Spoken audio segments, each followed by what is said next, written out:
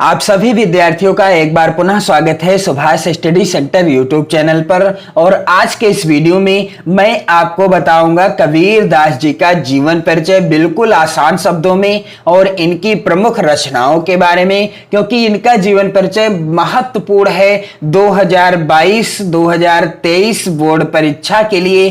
तो यदि आप कक्षा 9 के विद्यार्थी हैं और बोर्ड परीक्षा की बेहतर तैयारी करना चाहते हैं तो आप हमारे चैनल के साथ जुड़ें और वीडियो को ज्यादा से ज्यादा शेयर करें। यहां पर मैं आपकी बोर्ड परीक्षा की बेहतर तैयारी कराने का हर संभव प्रयास करूंगा, चाहे वो आपकी अर्धवार्षिक परीक्षा हो चाहे वो आपकी वार्षिक परीक्षा हो। इसलिए आप चैनल के साथ जुड़ें और अपनी वार्षिक और अर्धवार्षिक परीक्षा की बेहतर तैयारी करें यहां से, और बेहतर से भी बेहतर अंक अर्जित करके अपना और अपने गुरुजनों का नाम रोशन करें। तो यहां पर आप देख सकते हैं कबीर दास जी का जीवन परिचय, जो कि महत्वपूर्ण रहा है। कई बार यह परीक्षाओं में आ चुका है और हिंदी काव्य खंड का पहला ही चैप्टर है जिसका नाम है साखी, जिसके रचयिता कौन है? कबीर दास जी हैं। तो मैं आपको सभी पाठों से संबंधित जो भी प्रश्न बोर्ड परीक्षा में बनेंगे उससे संबंधित वीडियो उपलब्ध कराना स्टार्ट कर दूंगा, इसलिए आप चैनल के साथ जुड़ जाएं। और यहां पर आप देख सकते हैं कबीर दास जी का जीवन परिचय बिल्कुल आसान शब्दों में क्या हो जाएगा। प्रसिद्ध कवि और समाज सुधारक संत कबीर दास का जन्म सन 1398 ईस्वी में काशी में माना जाता है। प्रसिद्ध कवि और समाज सुधारक संत कबीर दास का जन्म कब हुआ था? सन 1398 ईस्वी में। कहां? काशी में माना जाता है। विद्वानों का मानना है कि सन 1398 ईस्वी में काशी में हुआ था। भक्त परंपरा में प्रसिद्ध है कि किसी विधवा ब्राह्मणी को स्वामी रामानंद के आशीर्वाद से पुत्र उत्पन्न होने पर उसने समाज के भय से काशी के समीप लहर तारा नामक तालाब के किनारे फेंक दिया था। भक्त परंपरा में ऐसा प्रसिद्ध है कि किसी विधवा ब्राह्मणी को स्वामी रामानंद के आशीर्वाद से, अर्थात किसी विधवा ब्राह्मणी ने स्वामी रामानंद जी ने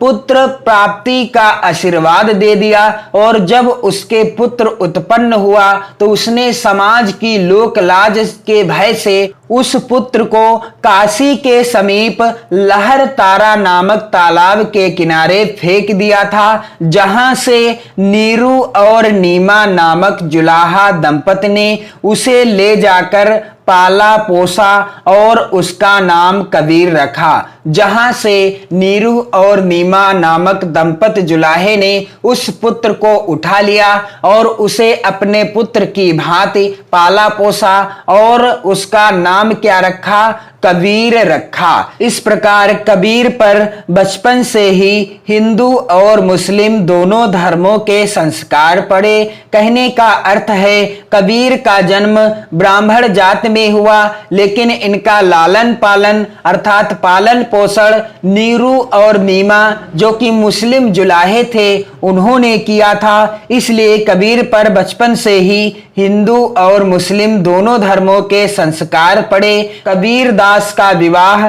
लोई नामक स्त्री से हुआ, जिससे कमाल और कमाली नाम की 2 संतानें उत्पन्न हुई। कबीर दास का विवाह किसके साथ हुआ? लोई नामक स्त्री के साथ हुआ, जिससे इन्हें कमाल नाम का पुत्र और कमाल नामक पुत्री 2 संतानों की प्राप्ति हुई। अर्थात कबीर दास जी के पुत्र का नाम क्या था? कमाल, और पुत्री का नाम क्या था?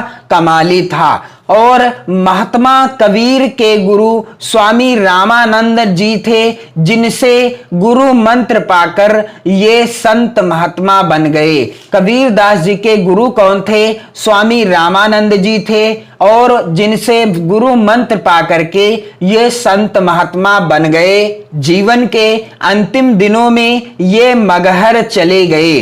कबीर दास जी अपने जीवन के अंतिम दिनों में कहां चले गए? मगहर चले गए थे। उस समय यह धारणा प्रचलित थी कि काशी में मरने से व्यक्ति को स्वर्ग प्राप्त होता है। उस समय यह धारणा प्रचलित थी या प्रसिद्ध थी कि काशी में जिस भी व्यक्ति की मृत्यु होगी वह सीधा स्वर्ग को जाएगा और जिस व्यक्ति की मृत्यु मगहर में होगी वह नरक को जाएगा, अर्थात मगहर में मरने से नरक मिलेगा। तो समाज में प्रचलित इस अंधविश्वास को तोड़ने के लिए, समाज में प्रचलित इस अंधविश्वास को दूर करने के लिए या इस अंधविश्वास का खंडन करने के लिए कबीरदास जी अंतिम समय में मगहर चले गए थे कि यदि व्यक्ति की मृत्यु काशी में यदि होती है तो उसे स्वर्ग मिलेगा और यदि मगहर में होती है तो उसे नरक मिलेगा। और इसी का खंडन करने के लिए, इसी अंधविश्वास का खंडन करने के लिए कबीरदास जी अपने जीवन के अंतिम दिनों में कहां चले गए थे? मगहर चले गए। और वहीं पर सन 1518 ईस्वी में इनकी मृत्यु हो गई और मगहर में ही सन 1518 ईस्वी में कबीरदास की मृत्यु हो गई। तो बिल्कुल आसान है कबीरदास जी का जीवन परिचय। यहां पर मैं आपको एक बार पुनः बता दूं जल्दी से। प्रसिद्ध कवि और समाज सुधारक संत कबीरदास का जन्म सन 1398 ईस्वी में काशी में माना जाता है। भक्त परंपरा में प्रसिद्ध है कि किसी विधवा ब्राह्मणी को स्वामी रामानंद के आशीर्वाद से पुत्र उत्पन्न होने पर उसने समाज के भय से काशी के समीप लहर तारा नामक तालाब के किनारे उस पुत्र को फेंक दिया था, जहां से नीरू और नीमा नामक जुलाहा दंपति ने उसे ले जाकर पाला पोसा और उसका नाम कबीर रखा। इस प्रकार कबीर पर बचपन से ही हिंदू और मुस्लिम दोनों धर्मों के संस्कार पड़े थे। कबीरदास का विवाह लोई नामक स्त्री से हुआ, जिससे कमाल और कमाली नाम की 2 संतानें उत्पन्न हुई। महात्मा कबीर के गुरु स्वामी रामानंद जी थे, जिनसे गुरु मंत्र पाकर ये संत महात्मा बन गए और जीवन के अंतिम क्षणों में या जीवन के अंतिम दिनों में ये मगहर चले गए थे, क्योंकि उस समय यह धारणा प्रचलित थी कि काशी में मरने से व्यक्ति को स्वर्ग प्राप्त होता है तथा मगहर में मरने से नरक। और समाज में प्रचलित इस अंधविश्वास को दूर करने के लिए कबीरदास जी अंतिम समय में मगहर चले गए थे। और वहीं पर सन 1518 ईस्वी में, कब? सन 1518 ईस्वी में इनकी मृत्यु हो गई थी। तो कबीरदास जी का जन्म कब हुआ था? सन 1398 ईस्वी में। कहां हुआ था? काशी में। और इनकी मृत्यु कहां हो गई थी? सन 1518 में। कहां पर? मगहर में हो गई थी। इनकी कुछ प्रमुख रचनाएं हैं, यहां पर आप देख सकते हैं। साखी, सबद और रामायणी। साखी, सबद और रामायणी जो कि इनकी प्रसिद्ध रचनाएं हैं और ये तीनों रचनाएं बीजक रचना के भाग हैं और जिनका संकलन किसने किया है? कबीरदास जी के परम संत धर्मदास ने किया है, क्योंकि कबीरदास जी पढ़े लिखे नहीं थे।